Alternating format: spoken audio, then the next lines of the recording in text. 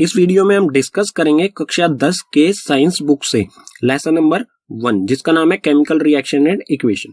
इस चैप्टर को बिल्कुल डिटेल में डिस्कस करेंगे, तो शुरू करते हैं। तो इसमें सबसे पहला कॉन्सेप्ट आता है हमारा केमिकल रिएक्शन। केमिकल रिएक्शन क्या होता है? It is a process in which one or more substances formed new substances. ये एक ऐसा प्रोसेस होता है जिसमें कोई एक या एक से ज्यादा सब्सटेंसेस एक या एक से ज्यादा नए सब्सटेंसेस बनाए, और जो ये नए सब्सटेंसेस बनेंगे इनकी प्रॉपर्टीज यानी गुण धर्म बिल्कुल डिफरेंट होंगे जिनसे ये मिलके बने हैं। And it can not be reversed by physical methods, और इनको रिवर्स नहीं किया जा सकता है फिजिकल मेथड्स के द्वारा। रिवर्स का मतलब क्या हो जाएगा? जो ये नया सब्सटेंस बने हैं, अगर हम चाहें इनको वापस उन्हीं सब्सटेंसेस में कन्वर्ट करना जिनसे ये मिलके बना है, तो इसको फिजिकल मेथड से नहीं किया जा सकता है। फिजिकल मेथड आप क्लास 9th में पढ़ चुके होंगे, यहाँ पर मैंने उनमें से कुछ लिख दिए हैं, जैसे कि magnetism, filtration, centrifugation, distillation, evaporation. इन सभी फिजिकल मेथड से किसी भी केमिकल रिएक्शन को रिवर्स नहीं किया जा सकता है। नेक्स्ट है हमारा chemical reaction involves. Chemical reaction जब होगा तो उसमें क्या क्या चीजें शामिल होंगी? Change in state. Change in state का मतलब क्या होगा?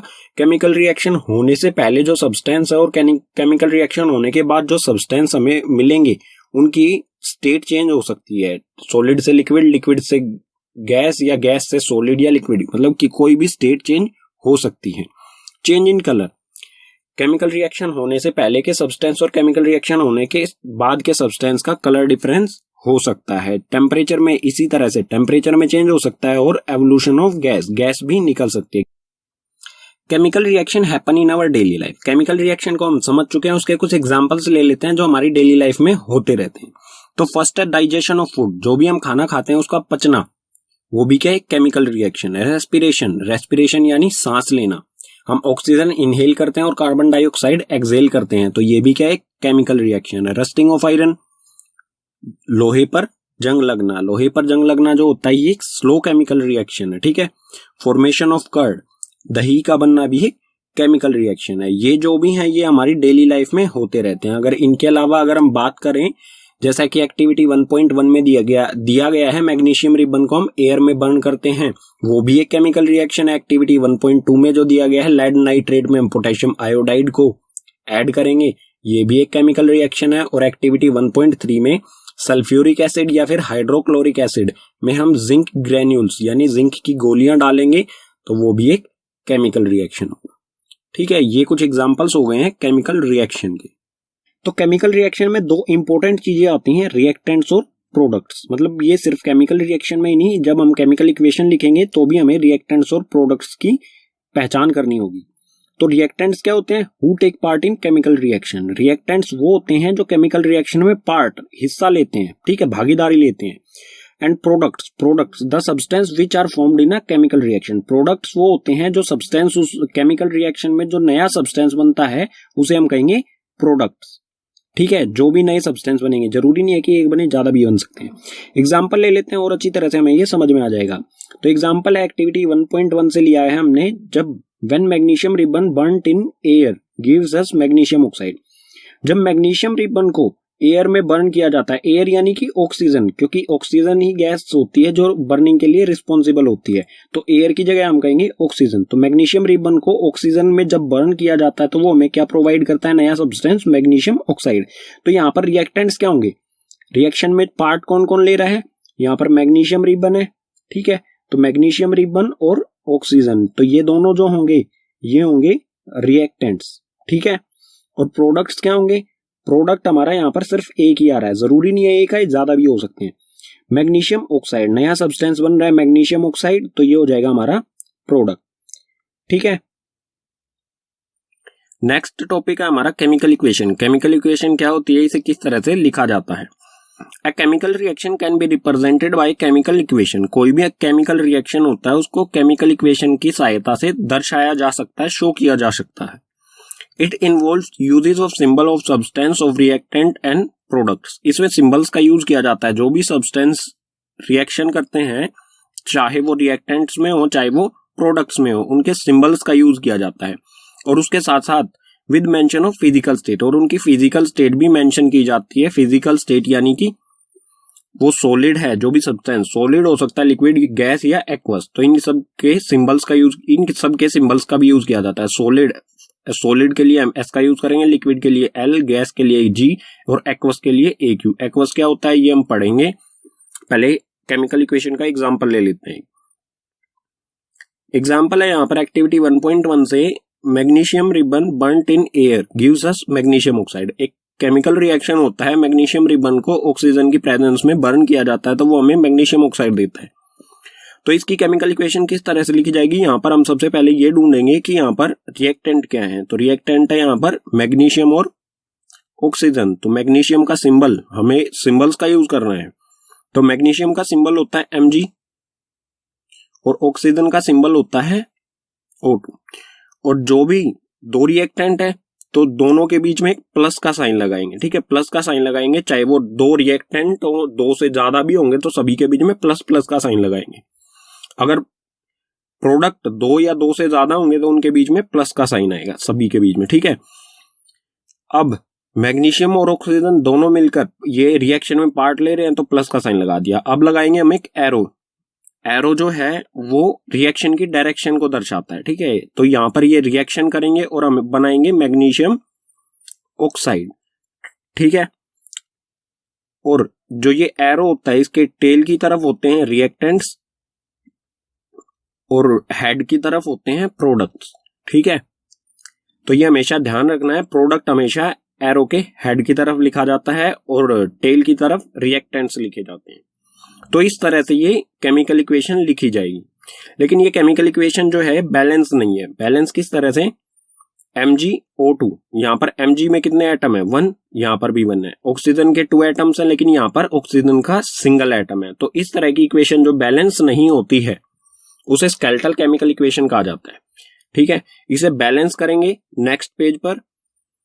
और अभी तो हमने इसकी फिजिकल स्टेट भी नहीं लिखी है, तो फिजिकल स्टेट लिखेंगे यहाँ पर Mg मैग्नीशियम क्या है, solid, S for solid, plus में O2, O2 क्या है, गैस, ठीक है, G फॉर गैस, और मैग्नीशियम MgO मैग्नीशियम ऑक्साइड, ये भी सॉलिड है, ठीक है। तो इस तरह से ये केमिकल इक्वेशन लिखी जाएगी। अब बात करते हैं एक्वस। एक्वस क्या होता है, it is a solution in which solvent is water. कोई भी चीज पानी में घुली हुई होती है, उस सब्सटेंस, सिर्फ हम उस सब्सटेंस की बात करते हैं जो पानी में घुला हुआ है, तो हम उसे कहेंगे एक्वस, ठीक है। जहां पर सॉल्वेंट वाटर होता है तो वो होगा एक्वस सॉल्यूशन। तो अब हम देखेंगे how to balance a chemical equation. Chemical equation को किस तरह से बैलेंस किया जाता है, उसके लिए एग्जांपल लेंगे हम यहाँ पर Fe प्लस H2O। रिएक्शन करने के बाद क्या बना, Fe3O4 प्लस में H2। Fe जो सिंबल होता है ये होता है आयरन का। तो आयरन वाटर के साथ रिएक्शन करके आयरन ऑक्साइड यानी फेरिक ऑक्साइड, फेरिक भी कहा जाता है आयरन को, ठीक है, फेरिक ऑक्साइड बनाता है या आयरन ऑक्साइड बनाता है और हाइड्रोजन गैस उसमें से रिलीज होती है।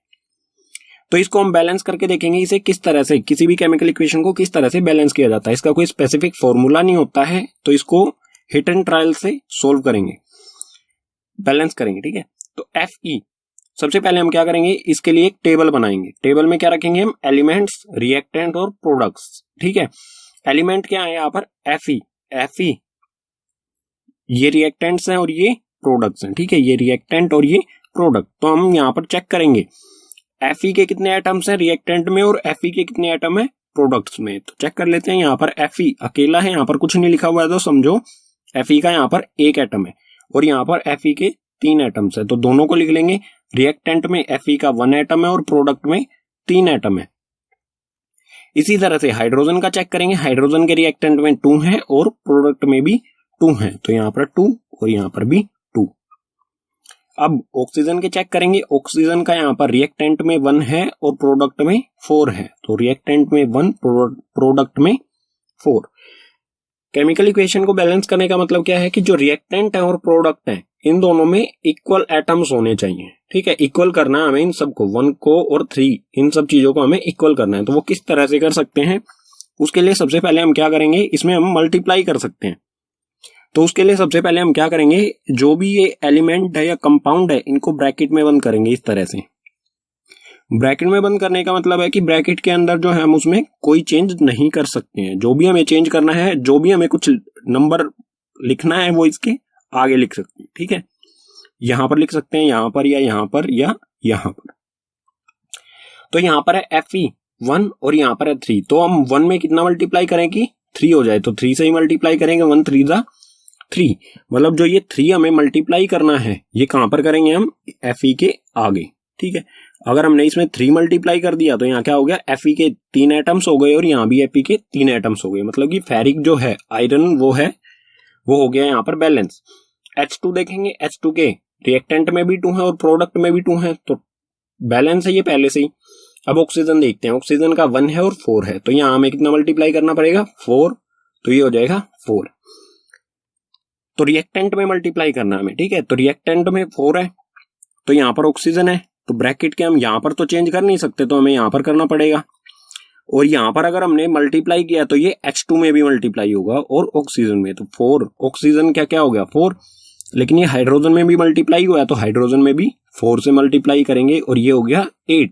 मतलब जब हमने ऑक्सीजन को बैलेंस किया तो हमारा हाइड्रोजन अनबैलेंस हो गया। अगर इसको हाइड्रोजन को भी बैलेंस करना है तो हम यहाँ तो कोई चेंज कर नहीं सकते, हम जाएंगे प्रोडक्ट की तरफ। प्रोडक्ट में H2 है, अगर हम यहाँ पर 4 से मल्टीप्लाई कर दें, इसको 4 से मल्टीप्लाई कर दे तो ये हो जाएगा 8। तो यहाँ पर हमने लिख दिया है 4 4 टू द 8, ये हो गई बैलेंस इक्वेशन। अब इसको फिजिकल स्टेट, इसकी फिजिकल स्टेट के साथ इसे दोबारा लिखेंगे। ठीक है, फिजिकल स्टेट मैंने पीछे वाले पेज पर समझा ही दिया था, जैसे कि solid, S for solid, R for liquid, G for gas और AQ मींस एक्वस।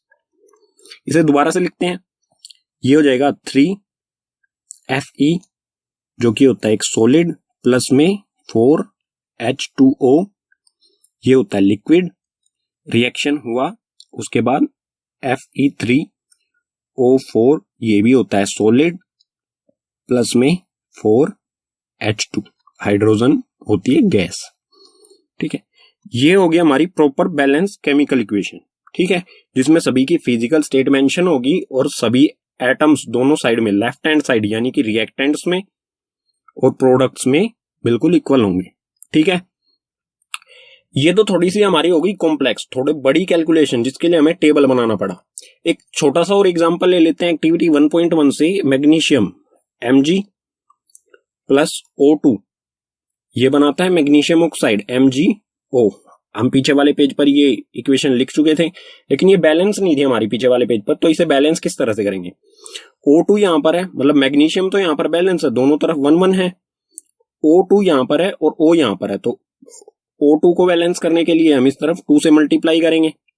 इस तरफ हमने 2 से मल्टीप्लाई किया तो ये मैग्नीशियम के भी 2 एटम हो गए और ऑक्सीजन के भी 2 एटम हो गए, मतलब दोनों के 2 2 हो गए। यहाँ पर सिर्फ ऑक्सीजन के हैं, मैग्नीशियम का 1 है, तो मैग्नीशियम को भी इस तरफ हम 2 से मल्टीप्लाई कर देंगे, तो ये हो जाएगा हमारा 2Mg सॉलिड प्लस में O2 गैस, उसके बाद 2MgO ये हो जाएगा सॉलिड।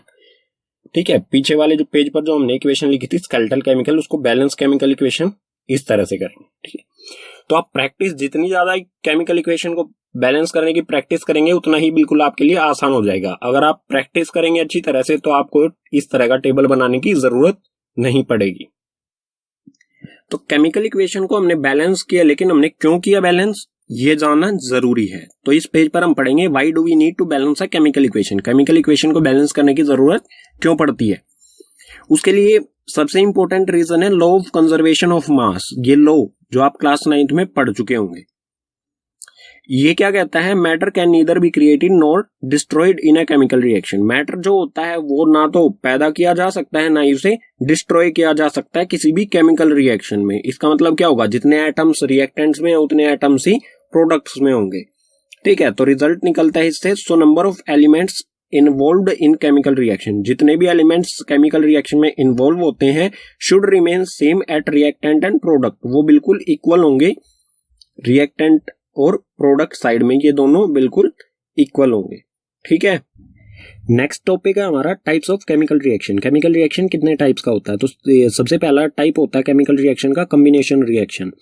कॉम्बिनेशन रिएक्शन क्या होता है, the reaction in which 2 or more reactants combine to form a single product. ये एक ऐसा रिएक्शन होता है जिसमें 2 या 2 से ज्यादा रिएक्टेंट्स, मतलब 2 या 2 से ज्यादा सब्सटेंसेस मिलकर कोई एक नया सिंगल सब्सटेंस बनाए। ठीक है, कोई एक सिंगल नया सब्सटेंस बनाएंगे, नया प्रोडक्ट बनाएंगे, उसे हम कहेंगे कॉम्बिनेशन रिएक्शन। इसकी इक्वेशन किस फॉर्म में होगी, जैसे A और B यहाँ पर दो रिएक्टेंट्स है हमारे ए और बी, वो मिलकर केमिकल रिएक्शन करेंगे ये, और ए बी एक सिंगल प्रोडक्ट हमारा बनाएंगे, तो उसे कहा जाएगा कॉम्बिनेशन रिएक्शन। इसकी इक्वेशन कुछ इस फॉर्म में होगी। इसके एग्जांपल्स ले लेते हैं और अच्छी तरह से इसे समझने के लिए। तो फर्स्ट है बर्निंग ऑफ कोल। कोल को जब बर्न किया जाता है तो उस कोल होता है कार्बन, तो कार्बन का सिंबल होता है सी, और बर्निंग के लिए गैस कौन सी रिस्पॉन्सिबल होती है, ऑक्सीजन। तो कार्बन प्लस ऑक्सीजन दो रिएक्टेंट्स है हमारे ये, और एक सिंगल प्रोडक्ट बनाएंगे ये CO2 गैस। ठीक है, तो दो रिएक्टेंट्स एक सिंगल प्रोडक्ट बना रहे हैं, तो ये होगा कॉम्बिनेशन रिएक्शन। इसी तरह से सेकंड एग्जांपल है फॉर्मेशन ऑफ वाटर, पानी का बनना। पानी किस तरह से बनता है, हाइड्रोजन गैस और ऑक्सीजन गैस दोनों रिएक्शन करते हैं और एक सिंगल प्रोडक्ट बनाते हैं H2O, और H2O जो होता है ये होता है लिक्विड। ठीक है, और यहाँ पर आप ये भी देख सकते हैं कि दो गैसेस एक लिक्विड बना रही हैं, तो यहाँ पर स्टेट भी चेंज हो रही है। तो फॉर्मेशन यहाँ पर भी दो रिएक्टेंट्स हैं और एक सिंगल प्रोडक्ट बना रहे हैं वाटर, तो ये भी क्या होगा, एक कॉम्बिनेशन रिएक्शन। ठीक है, तो केमिकल रिएक्शन का सेकंड टाइप है डीकंपोजिशन रिएक्शन। डीकंपोजिशन रिएक्शन क्या होता है, in this reaction a compound splits into 2 or more substances is called decomposition reaction. इस रिएक्शन में कोई एक सिंगल कंपाउंड या सिंगल रिएक्टेंट स्प्लिट हो जाता है, बट जाता है दो या दो से ज्यादा सब्सटेंसेस में, या कह सकते हैं प्रोडक्ट्स में। जब कोई सिंगल रिएक्टेंट दो अलग अलग प्रोडक्ट्स में डिवाइड हो जाता है तो उसे कहेंगे हम डीकंपोजिशन रिएक्शन। जैसे हमारा एक सब्सटेंस है ए, केमिकल रिएक्शन होता है और ये दो अलग अलग सब्सटेंस बी और सी में बट जाता है, डिवाइड हो जाता है, तो इसे कहा जाएगा डीकंपोजिशन रिएक्शन।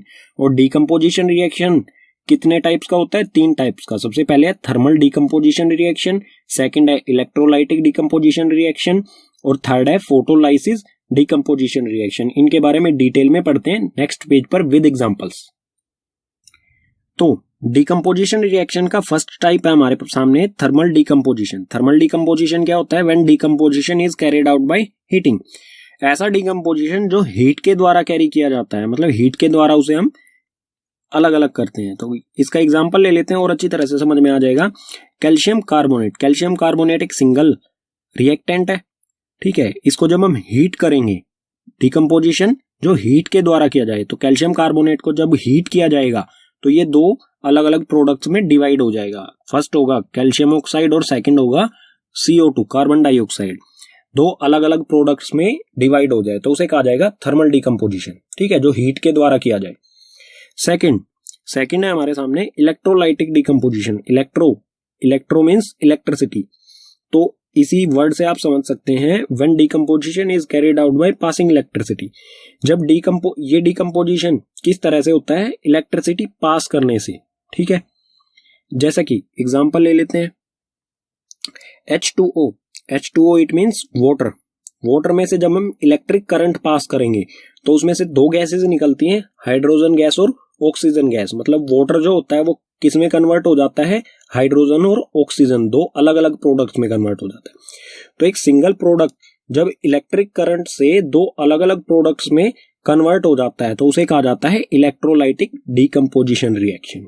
ठीक है, डीकंपोजिशन रिएक्शन का थर्ड टाइप है फोटोलाइसिस डीकंपोजिशन। फोटोलाइसिस डीकंपोजिशन क्या होता है, when decomposition is carried out in presence of sunlight. ऐसा डीकंपोजिशन जो कि सनलाइट की वजह से होता है उसे कहा जाता है फोटोलाइसिस डीकंपोजिशन। ठीक है, इसका एग्जांपल ले लेते हैं यहाँ पर सिल्वर क्लोराइड। Ag सिल्वर का सिंबल होता है, तो सिल्वर क्लोराइड को जब हम सनलाइट में रखेंगे तो वो क्या हो जाएगा, किस में कन्वर्ट हो जाएगा, सिल्वर और क्लोरीन दोनों अलग अलग हो जाएंगे। तो यहाँ पर क्या हो रहा है, एक सिंगल कंपाउंड को हम जब सनलाइट में रखेंगे तो वो दो अलग अलग एलिमेंट्स में डिवाइड हो जाता है, तो उसे कहा जाता है फोटोलाइसिस डीकंपोजिशन, जो सनलाइट की वजह से होता है। ठीक है, इसका यूज कहां पर किया जाता है, तो ये रिएक्शन किया है हमने, इसका यूज कहां पर किया जाता है, above reaction is used in black and white photography. जो सिल्वर क्लोराइड को सनलाइट में पुट करके सिल्वर और क्लोरीन में डिवाइड किया जाता है, इसका use black and white photography में यूज होता है। ठीक है, ये इंपॉर्टेंट है, ये कई बार एग्जाम में पूछा जा चुका है। केमिकल रिएक्शन का थर्ड टाइप है डिस्प्लेसमेंट रिएक्शन। ये क्या होता है, the reaction in which more reactive element displaces less reactive element from its solution. इसमें कोई ज्यादा रिएक्टिव एलिमेंट कम रिएक्टिव एलिमेंट को डिस्प्लेस कर देता है, हटा देता है उसी के सॉल्यूशन में से, लेस रिएक्टिव एलिमेंट के सॉल्यूशन में से लेस रिएक्टिव एलिमेंट को ही हटा देता है, उसे कहा जाता है डिस्प्लेसमेंट रिएक्शन।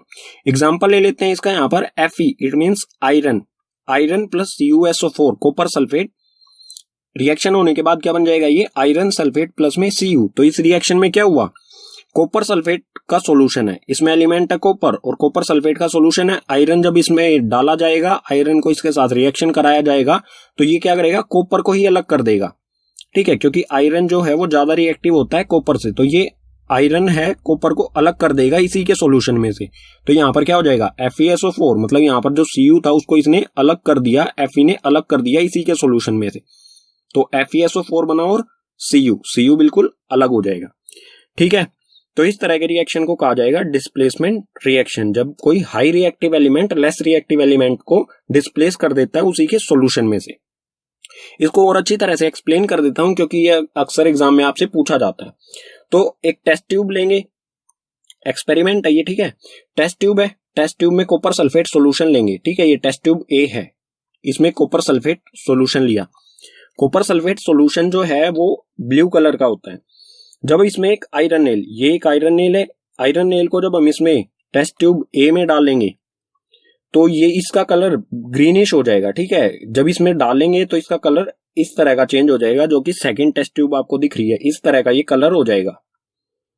और आयरन नेल जब कुछ देर बाद इससे निकालेंगे तो आयरन नेल पहले तो शाइनी कलर थी, उसके बाद हो जाएगी ब्राउनिश कलर की। ये क्यों हो गई, क्योंकि इस पर जो है सल्फेट सॉल्यूशन, क्योंकि इस पर सल्फेट का लेयर आ जाती है आयरन नेल के ऊपर। और ये ग्रीन कलर क्यों हो जाता है, क्योंकि ये सिर्फ इसमें कॉपर बचता है, जो भी सल्फेट होता है वो आयरन नेल पर चला जाता है, ठीक है, इस वजह से इसका कलर ग्रीन हो जाता है। आपसे क्वेश्चन कई बार एग्जाम में इस तरह का क्वेश्चन पूछा गया है, तो कॉपर सल्फेट के सॉल्यूशन में जब आयरन नेल को डाला जाता है तो वो ग्रीन कलर का हो जाता है। क्यों होता है, क्योंकि उसमें आयरन जो है क्योंकि वो आयरन कॉपर सल्फेट सॉल्यूशन में से कॉपर को डिस्प्लेस कर देता है, ठीक है। केमिकल रिएक्शन का फोर्थ टाइप है डबल डिस्प्लेसमेंट रिएक्शन। ये क्या होता है, a reaction in which new compounds are formed by mutual exchanges of ions between two compounds। इसमें ions का exchange होता है, ऐसा रिएक्शन जिसमें ions के exchange होने से नए compounds बने, ठीक है, उसे कहेंगे हम डबल डिस्प्लेसमेंट रिएक्शन। इसका एग्जांपल ले लेते हैं आप और अच्छी तरह से समझ जाएंगे। Na2SO4 यानी कि सोडियम सल्फेट, मैंने इसका यहाँ पर नीचे लिख दिया है नाम सभी के, सोडियम सल्फेट प्लस में बैरियम क्लोराइड, ठीक है, सोडियम सल्फेट और बैरियम क्लोराइड दोनों रिएक्शन करेंगे तो क्या बनेगा BaSO4, बैरियम सल्फेट और NaCl, सोडियम क्लोराइड। तो इस रिएक्शन में आप देख सकते हैं कि सोडियम सल्फेट जो है वो सोडियम के साथ है, लेकिन आगे देखेंगे तो सल्फेट किसके साथ आ जाएगा, बैरियम के साथ हो जाएगा, बैरियम सल्फेट, ठीक है। और उसके बाद बैरियम क्लोराइड है यहाँ पर, तो रिएक्शन होने के बाद क्या हो गया, सोडियम क्लोराइड। मतलब क्या हुआ, इसमें जो ये सोडियम है ये क्लोराइड के साथ जुड़ जाता है और ये सल्फेट जो है ये बैरियम के साथ जुड़ जाता है। तो इसमें क्या हुआ, आयंस का एक्सचेंज हुआ है, किन के बीच में, बैरियम और सल्फेट के बीच में। बैरियम के जो आयंस होते हैं वो 2+ होते हैं और SO4 के जो आयंस होते हैं वो 2 नेगेटिव होते हैं। तो ये एक दूसरे को सेटिस्फाई करते हैं, इसके पास 2 एक्स्ट्रा होते हैं, इसको 2 की जरूरत होती है, तो ये दोनों मिलकर BaSO4 बनाते हैं, ठीक है, बैरियम सल्फेट, जहां पर आयंस का एक्सचेंज होने से 2 नए कंपाउंड्स बनते हैं, ठीक है, आयंस का एक्सचेंज होने से नए कंपाउंड्स बनते हैं, उसे कहा जाता है डबल डिस्प्लेसमेंट रिएक्शन। और उसमें बुक में हमारी एक स्पेशल टर्म आती है प्रिसिपेट। ये क्या होता है, it is an insoluble solid that emerges from a liquid solution. ये एक इनसोल्यूबल सॉलिड होता है, प्रिसिपेट जो है एक इनसोल्यूबल सॉलिड होता है जो कि लिक्विड में, केमिकल रिएक्शन के दौरान लिक्विड में ही बनता है, उसे कहा जाता है प्रिसिपेट, ठीक है। केमिकल रिएक्शन का फिफ्थ टाइप है ऑक्सीडेशन एंड रिडक्शन। तो ऑक्सीडेशन क्या होता है, the addition of oxygen to a substance. किसी सब्सटेंस से ऑक्सीजन जुड़ जाए तो होगा ऑक्सीडेशन। और क्या होगा, the removal of hydrogen from a substance, या फिर उसमें से हाइड्रोजन हट जाए तो भी ऑक्सीडेशन। यानी कि ऑक्सीजन का जुड़ना या फिर हाइड्रोजन का हटना, दोनों क्या होंगे, ऑक्सीडेशन होंगे, ठीक है। इसी तरह से रिडक्शन जो होता है ऑक्सीडेशन का बिल्कुल अपोजिट होता है। इसमें क्या होता है, the addition of hydrogen to a substance and the removal of oxygen from a substance, इसमें ऑक्सीडेशन का बिल्कुल अपोजिट होता है, इसमें हाइड्रोजन का जुड़ना रिडक्शन होगा या फिर ऑक्सीजन का हटना रिडक्शन। किसी सब्सटेंस में हाइड्रोजन जुड़ जाए या ऑक्सीजन हट जाए, दोनों कंडीशन में क्या होगा, रिडक्शन। ठीक है, एग्जांपल ले लेते हैं इन दोनों की। तो फर्स्ट है यहां पर 2Cu plus O2, 2Cu plus O2 reaction होने के बाद क्या बना, 2CuO। तो यहां पर Cu जो है रिएक्शन के बाद इसमें क्या हुआ, ऑक्सीजन जुड़ गया, यहां पर Cu अकेला है, यहां पर इसमें ऑक्सीजन जुड़ गया, तो यहां पर क्या हुआ, ऑक्सीडेशन। ठीक है, तो किसी में भी ऑक्सीजन जुड़ जाता है तो वो क्या होता है, ऑक्सीडेशन। ठीक है, अगला एग्जांपल भी देख लेते हैं। इसमें क्या है, CuO, ऑक्सीजन इसके साथ है, ठीक है, ये हाइड्रोजन के साथ रिएक्शन करता है, CuO हाइड्रोजन के साथ रिएक्शन करके क्या बनेगा, Cu प्लस H2O। मतलब यहां पर जो ऑक्सीजन इसके साथ था, रिएक्शन होने के बाद क्या हुआ, ऑक्सीजन इसमें से हट गया, तो ऑक्सीजन का हटना क्या होता है, रिडक्शन। तो Cu का तो यहां पर रिडक्शन हो गया, लेकिन यहां पर क्या है, H2 हाइड्रोजन, और रिएक्शन होने के बाद क्या हो गया, H2O। तो यहां पर H में ऑक्सीजन जुड़ गया, तो H2 का क्या हो गया, ऑक्सीडेशन। तो कोई ऐसा केमिकल रिएक्शन जिसमें रिडक्शन और ऑक्सीडेशन दोनों हो रहे हो, तो उसे कहा जाता है रेडॉक्स रिएक्शन, रेडॉक्स रिएक्शन। अब है effects of oxidation in daily life. हमारी डेली लाइफ में ऑक्सीडेशन के क्या प्रभाव पड़ते हैं।